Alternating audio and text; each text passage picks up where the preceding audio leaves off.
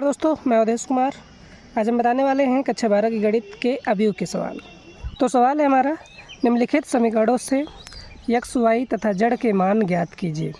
पहला नंबर सवाल, दूसरा सवाल, तीसरा सवाल। तो देखिए, हमें x, y और z के मान ज्ञात करने हैं। तो देखिए, सबसे पहले हम पहला नंबर हल करेंगे।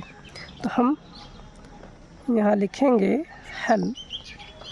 पहला नंबर जो सवाल है हमारा वह है अवयव के अंदर बंद है 4, 3 और x 5 अवयव।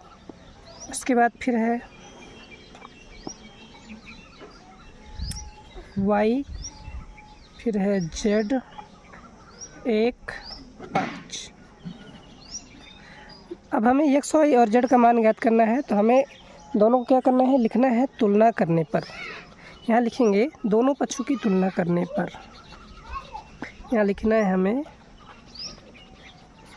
दोनों पक्षों की तुलना करने पर। यहाँ हम सबसे पहले लिखेंगे दोनों पक्षों की तुलना करने पर। अब इसके बाद जब हम तुलना करने पर लिखेंगे तो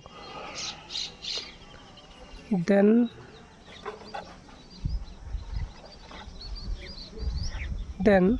अब इसके बाद देखो क्या होगा, जब हम तुलना करेंगे तो ये जो 4 है हमारा y के बराबर है, यानी जो y का मान है y बराबर आ जाएगा 4।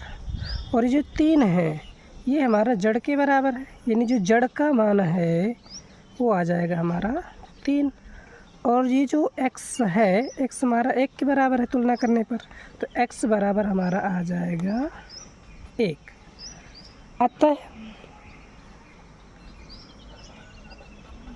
अतः x का जो मान हुआ, x का जो मान है वो आ गया 1।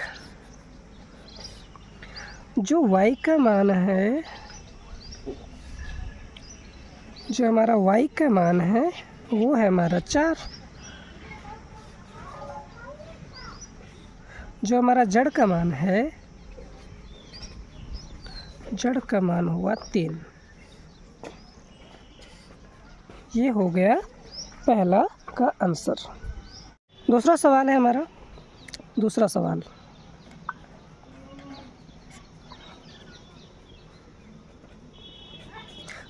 है हमारा अवयव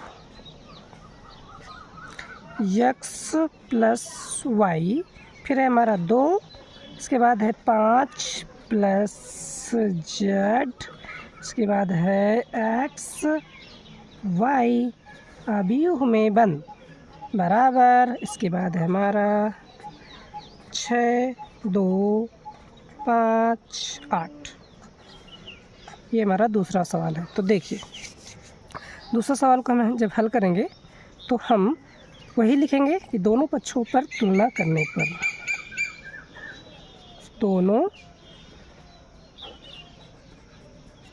पक्षों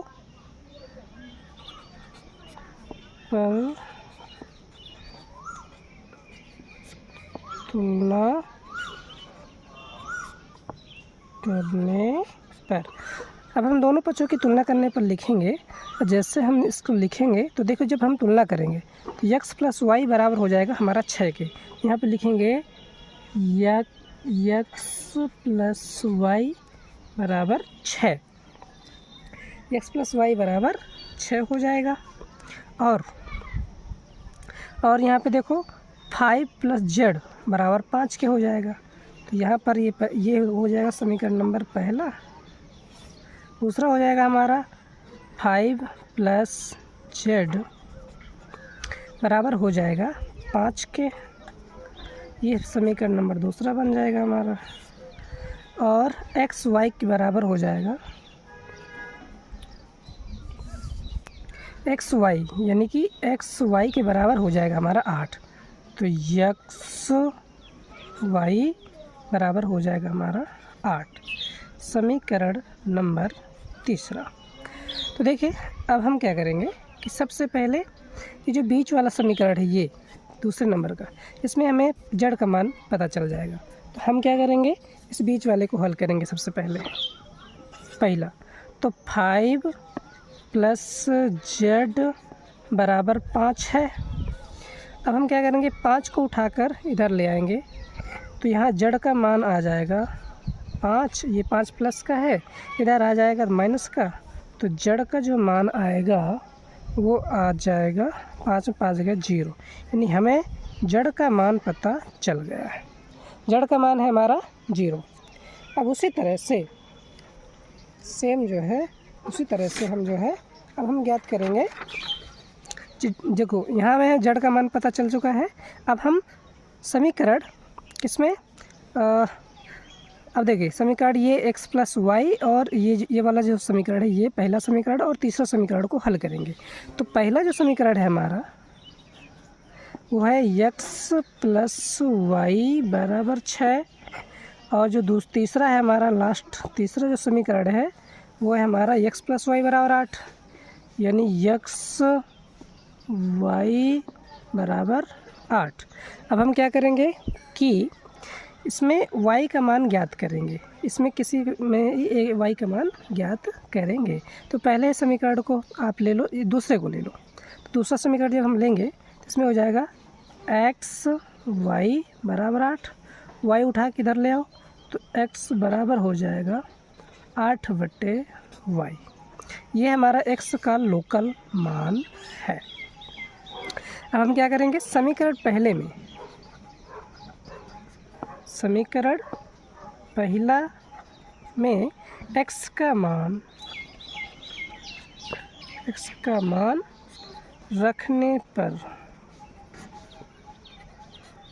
समीकरण पहला में हम x का मान रखेंगे, यानी कि पहला है हमारा x + y बराबर 6।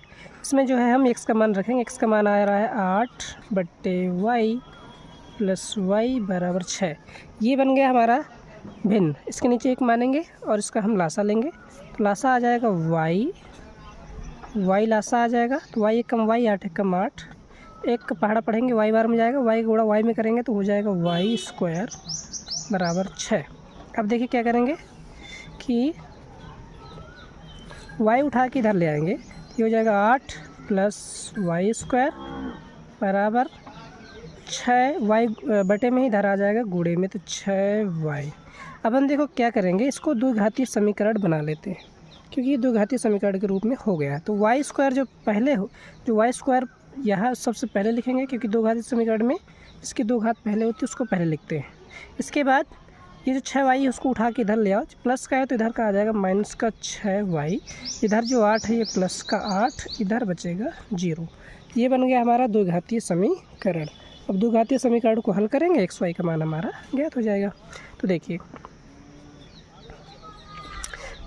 द्विघातीय समीकरण में हम इसको लिखेंगे y², इसको लिख सकते हैं 6y को, देखो 6 का मीन्स होता है 3 दूनाई 6, और 8 का मीन्स होता है देखो 4 दूनाई 8, और 4 और 2 को देखो इसको लिख सकते हैं -4y और -2y, क्योंकि माइनस जब जोड़ेंगे तो 6y हो जाएगा, +8 बराबर 0।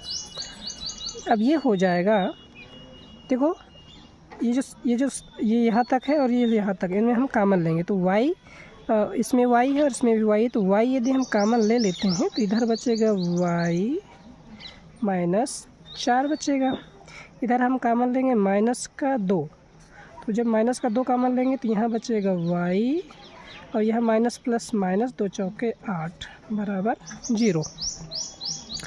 अब हम क्या करेंगे कि अब इनमें कामन लेंगे, y-4 इसमें भी, y-4 इसमें भी, तो y-4 कामन लेंगे तो यहाँ बचेगा y-2। इसमें y-4 आया तो ये y बचा, इसमें y-4 आया तो यहाँ पर -2 बचा बराबर 0 बराबर 0। अब देखो अब लिखेंगे एक बार हम लिख सकते हैं इसको लिख सकते हैं y-4 बराबर 0 से 0 पर, तो y का मान क्या आ जाएगा? तो y का मान आ जाएगा माइनस का 4 इधर आ जाएगा प्लस का 4। यहाँ देखो y का मान हमारा आ गया। उसी तरह दूसरा भी लिखेंगे, जो दूसरा वाला है हमारा, इसको लिख देंगे y माइनस 2 बराबर 0 पर, तो y का जो मान आ जाएगा 2 आ जाएगा। अब देखिए यहाँ इस द्विघातीय समीकरण में y का मान 4 भी है, 2 भी है, तो इसका मतलब क्या हुआ? इसका मतलब ये हुआ हमारा कि ये जो हमारे x और y के मान हैं, ये जो हमारे x और y के मान हैं, यानी कि x का मान 4 भी हो सकता है और या तो x का मान 2 भी हो सकता है, और y का मान 4 भी हो सकता है या y का मान 2 भी हो सकता है। ये ऐसे मान हमें ज्ञात हो गए और यही हमारे आंसर है।